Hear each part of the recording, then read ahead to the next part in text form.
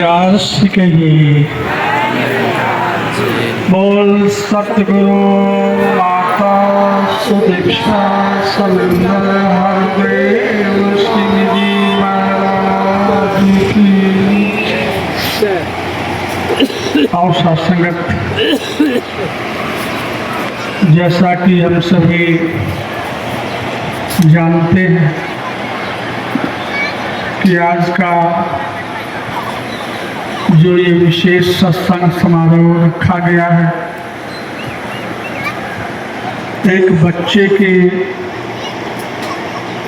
शादी के उपरांत में इस आशा से, इस विश्वास से कि साथ संगत जिस पर गुरु की कृपा हो जाती है,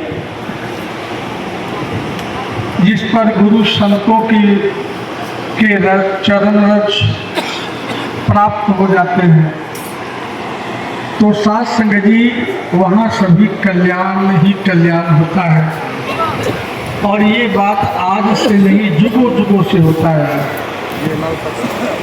सृष्टि के प्रारंभ से ही जब भी कोई परिवार में कोई कार्य होता है, चाहे बच्चे का जन्म हो, उसका नामकरण हो, पढ़ाई लिखाई हो, शादी का कार्यक्रम हो, जब भी कोई कार्यक्रम होता आया है, इतिहास गवाह है।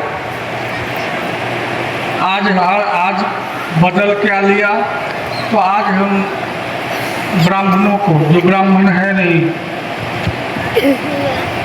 सत्संग जी संतों महापुरुषों ने, ऋषि पैगंबरों ने शास्त्रों में लिखा कि जन्म ना जायते शूद्रा,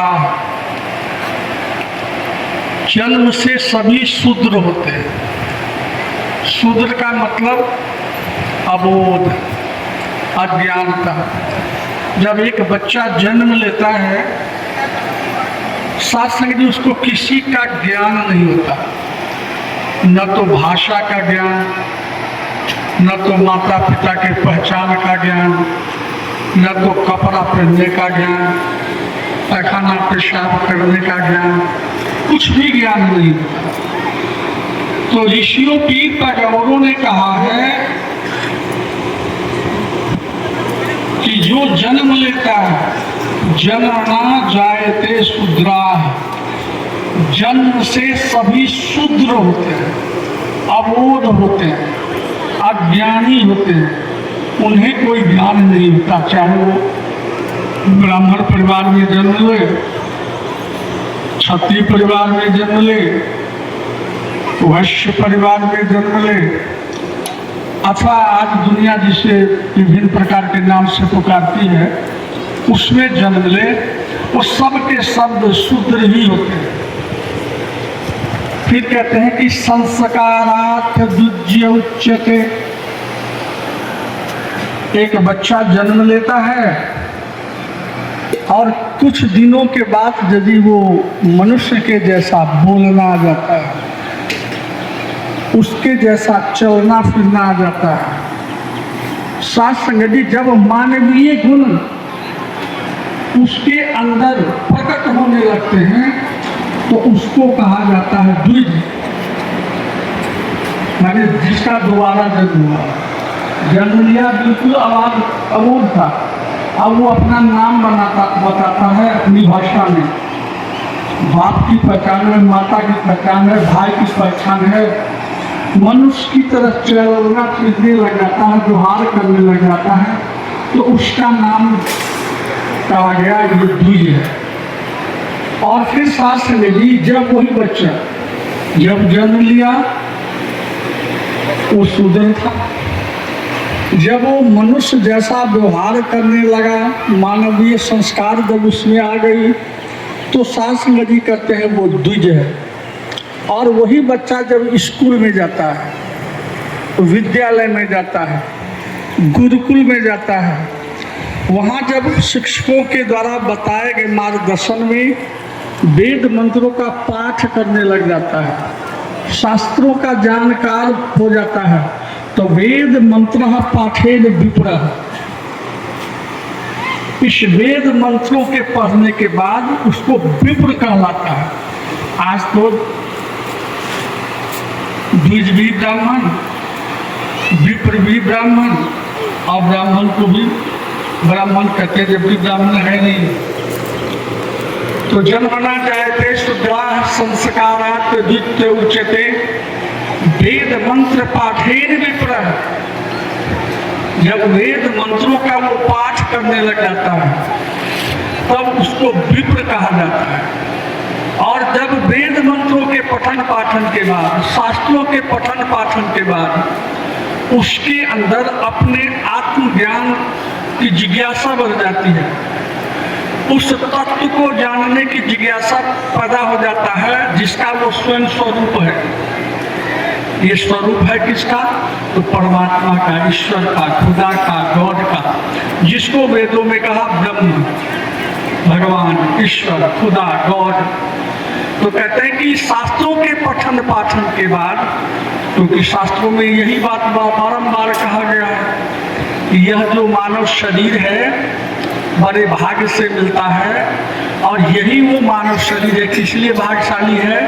तो इसी मानव शरीर में जीव एक पार परमात्मा का बोध प्राप्त कर सकता है, अपने आप को जान सकता है, और ऐसे मानव शरीर को प्राप्त करके भी जड़ ही जाना तो महाविनाश है, महाविनाश है, महाविनाश है।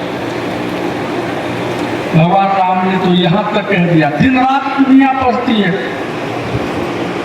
दास पीछे भी कह रहा था कि ये आवाज दूर तक जा रही है, दिन रात पढ़ रहा है, लेकिन पढ़े हुए की समझ ही नहीं आ रही है, क्योंकि वो आँख, आत्मज्ञान रूपी आँख ही नहीं मिला। जब तक आत्मज्ञान रूपी आँख नहीं मिलेगा, शास्त्र भी ये समझ नहीं पाएगा। अब जैसे हम जब विद्यालय में जाते हैं तो शिक्षक चाहता है जब अंग्रेजी हिंदी पढ़ाना होता है तो उसको किसका ज्ञान देता है? क ख ग घ ङ या अ आ ई का। शासन ने वो जब आँख प्राप्त हो जाता है तो हिंदी पढ़ने लग जाता है, और वही जब आँख मिलती है ABCD का तो वो अंग्रेजी पढ़ने लग जाता है, क्योंकि ये अंग्रेजी का अल्फाबेट का ज्ञान है। शासन वही जब मदरसा में जाकर वो अल्लिफ बेते से जीम हिके दाल जाल इत्यादि जो है ये पढ़ने लग जाता है तो उर्दू का हो जाता है।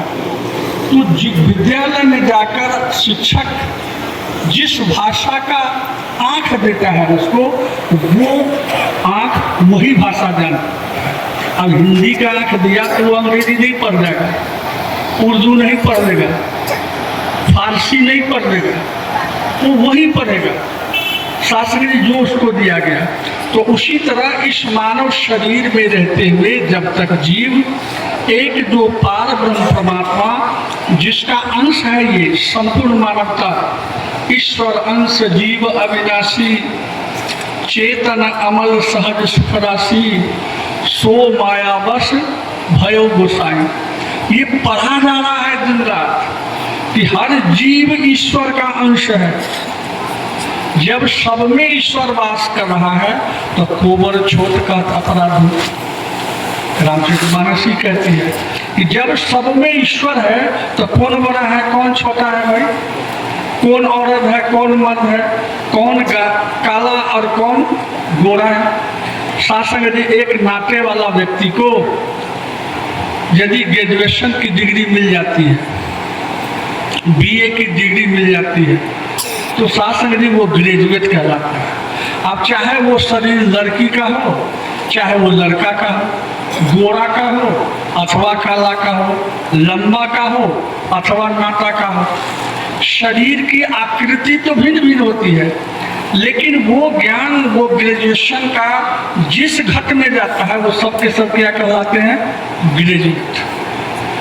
नहीं, कानून की बातें जिस घट में जाता है वो सब वकील कहलाता है। डॉक्टरी विद्या जिस घट में जाता है वो सब के सब डॉक्टर कहलाते हैं, चाहे वो औरत हो, मर्द हो, काला हो, गोरा हो।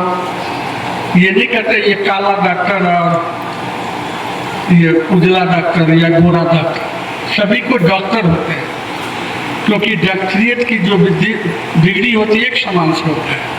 उसी तरह ये आत्मज्ञान जिस घट को प्राप्त हो जाता है, तब वो बात समझ में आ जाती है कि जब ये ज्ञान तो जिस घट में है, चाहे वो औरत में हो, चाहे मर्द में हो, चाहे बच्चा में हो, चाहे बूढ़ा में हो, काला में हो, चाहे गोरा में हो, वो सब स्वरूप किसका है? ईश्वर, गुरु का है। वो आदरणीय